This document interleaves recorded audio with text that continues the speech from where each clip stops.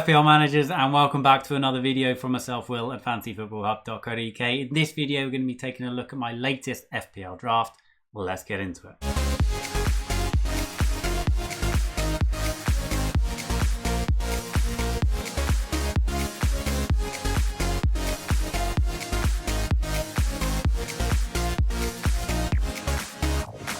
Okay, so I've been getting a lot of questions on Twitter and in the YouTube comments on whether I'm going to reveal my final Game Week 1 draft to my YouTube audience. And I've been having a little bit of a think about it, and I will reveal it if this video can hit 5k likes and we can hit our target of 50k subscribers. So if you have been enjoying the content that we've been putting out pre-season, then please do drop this video a like and make sure that you are subscribed to the channel. So what we're doing in this video is really going through each of the picks, explaining why I've done them, but also explaining whether they're sort of locked into my team or whether they could very well be transferred out. I'll be honest, there have been quite a few changes, changing for different drafts over the last few days. I am beginning to sort of narrow down a sort of core group of players. So what I'll do in this video is I'll go through the current team and some alternative picks that I am also strongly considering. Okay, so between the sticks, then I've gone for Backman, and I'm pretty set on Backman actually, looking at Watford's stats from last season, I looked at the back end of last season. I know that's, it is the Championship, and I know that there's a certain recency bias going on there. But nevertheless, the last 7 games in the Championship, Watford did not concede a single goal, which just highlights that, they are a team that knows how to defend. But I do expect them to concede goals, obviously, in the Premier League. It's a completely different kettle of fish. But nevertheless, I think Backman has got the potential to make a lot of saves. He's got the potential to get a lot of bonus points as well. And those are the things that I'm really going for, are those saves and those bonus, hopefully with the odd clean sheet thrown in. I still do think Sanchez is a very, very good option. So I know a lot of people lining up with him. I think he's a good shout. I just think there's probably, a little bit of a higher ceiling with Backman, which is why I'm going for him. And like I said, Watford have got good fixtures early doors.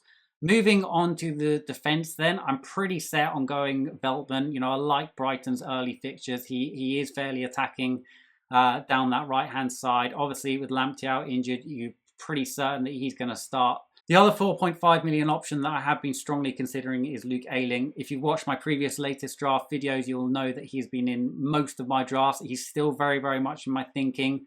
I have moved slightly away from Leeds just because of their early fixtures. And this draft, to be honest, is set up for the first few game weeks. Now, I know that's a little bit risky, but to be honest, I usually play my wild card fairly early. And with the Lukaku situation, with the Harry Kane situation, with the whole Man City situation, Grealish could become a fantastic option in the first few game weeks. I've got a feeling that I'm probably going to play my wild card fairly early. Certainly within sort of the game week 4 to game week 7 range, I'm pretty certain I'm probably going to play my wild card within that time period. Now, I don't want to lock my team down to say, yes, I'm going to play it in game week 4. Yes, I'm going to play it in game week 7.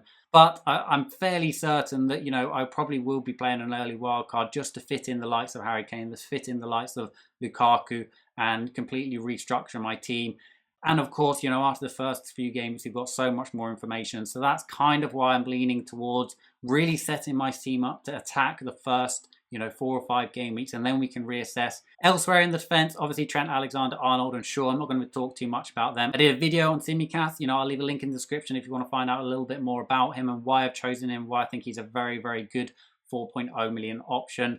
What I would say with him is that we've had some fairly recent news come out about Andrew Robertson, that the injury that he sustained in the recent friendly wasn't as serious as first feared, so he's likely to miss the first month or so of the Premier League. So Tsimikas is not a long-term pick, but I do think for the first few game weeks of the season, he's probably going to start for Liverpool. And a 4.0 million defender starting for Liverpool with their fixtures and the fact that he does offer some attacking threat is a little bit of a no-brainer. I've also gone for Marty there on the bench for Leicester, and again, I would say that's a relatively short-term pick. I do quite like him as an option. I do think he will start for Leicester City, and of course, coming in at 4.0 million, it gives my team that flexibility, which I think is so crucial in the early game week. Before we do jump onto the midfield, a cheeky plug for Fantasy Football Hub membership. I've been absolutely blown away by the amount of you subscribing to Fantasy Football Hub. I'm so grateful. Absolutely Blown away by the feedback as well. You guys are absolutely loving all the tools, especially the new Rate My Team tool, getting a lot of positive feedback around that. I'm not going to go into all of the benefits, but basically anything you can think of to dominate your mini leagues this season, all in one easily accessible place. We've also got an app, so if you are a Fantasy Football Hub member, make sure you download our app because that thing's very, very useful. We've also got big plans for the coming year. We're completely redesigning our site. We're completely redesigning our app. So everything this season is going to get bigger and better. We're also partnering with FF Stuff, so all of their tools are coming over to our site. So this season is going to be absolutely massive for us. The membership, I think, is incredible at the moment, but it's going to get a lot better. So if you're interested in finding out what all the fuss is about, then please do consider subscribing to Fantasy Football Hub. I'll leave a link in the description and information card above to a 25% off, which is the biggest discount we'll have all season. In midfield, I'm not going to talk too much about Fernandes and Salah. They've been in every single one of my drafts. They're not going anywhere.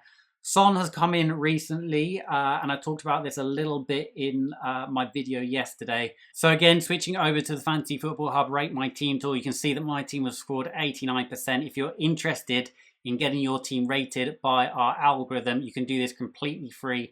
Just go to fantasyfootballhub.co.uk/rate my team. I'll leave a link in the description if you are interested in that. So as I said, my team's scoring 89%, but if I do sort captains and bench, you can see there that it's figured out that Son is the best captain for Game Week 3, Fernandes best captain for Game Week 4. It's also sorted out my bench and all the rest of it, and now I've got a rating of 94%. Now, if you've been watching my videos a long time, you'll know that I like to use the algorithm as a bit of a sense check. I don't, use it as a sort of an absolute Bible. I think that you can use your own gut and your own thought processes and come up with your own decisions.